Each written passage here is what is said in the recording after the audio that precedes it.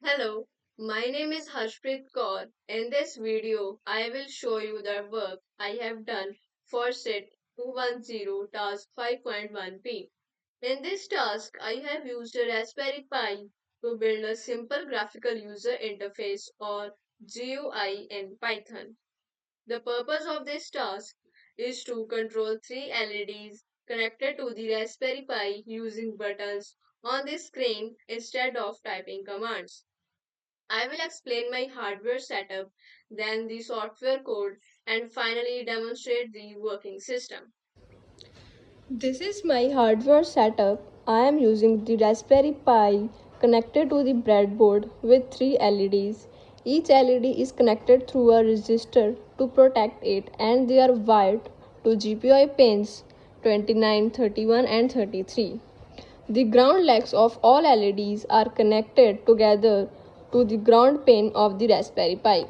This setup allows me to turn each LED on and off separately using the program. It's a very simple circuit, but it helps to test how the Raspberry Pi can control physical components.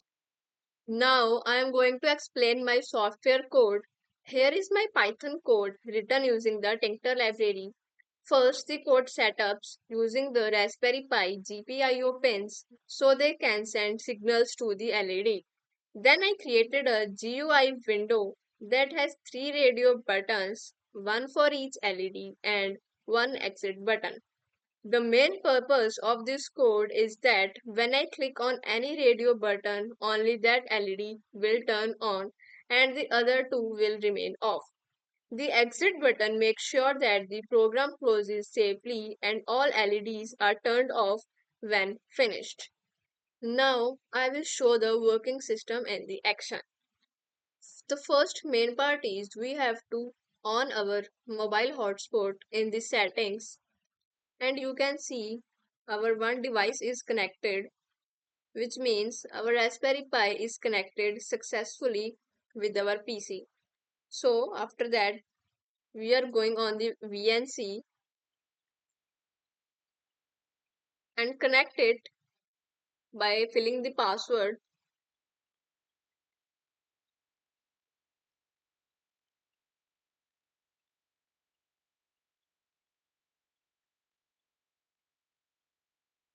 Here you can see we are on the Raspberry Pi window.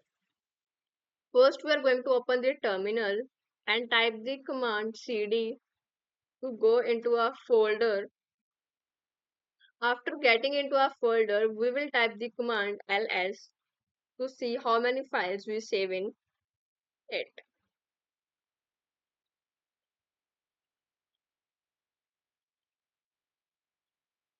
Now we are going to open the terminal. In the terminal, our first command is cd to go into a folder which we made. When we get into that folder, we will type the ls command to see how many files we have made inside it. I have two files which are GUI underscore LEDs.py and the second one is test underscore LEDs.py. To check my code, I use the command nano and my file name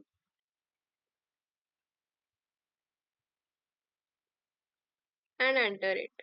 See, in that file I have written this code.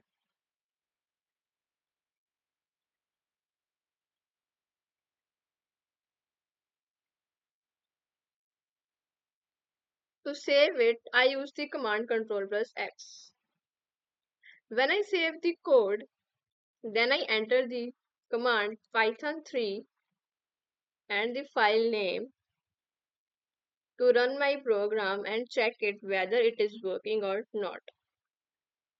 When I enter the command, you can see on the screen there are three radio buttons which are green, red, green and one exit button. Here is my setup. When I click on the first radio button, my red LED is on and the other remaining two LEDs are off. When I click on the second radio button, my green LED is on and my first and the third LED is off. And when I click on the third radio button, my third LED is on and the first and the second LEDs are off.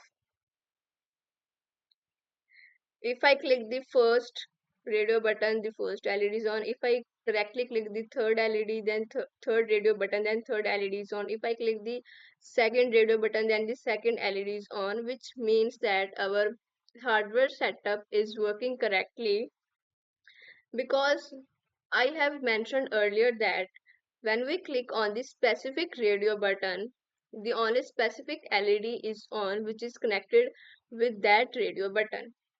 As you can see, when I click on the green top, which is our first radio button, my red LED is on, and if I directly click on the third radio button, my third LED is on.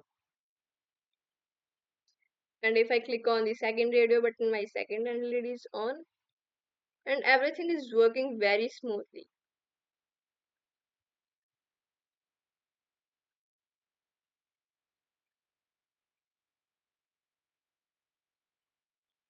To exit it, I press the exit button to exit from this work, which means that our system is working very perfectly. In the conclusion, this task helped me learn how to connect hardware with the software using Raspberry Pi. I understand how a simple GUI can make it easy to control physical components without using command line.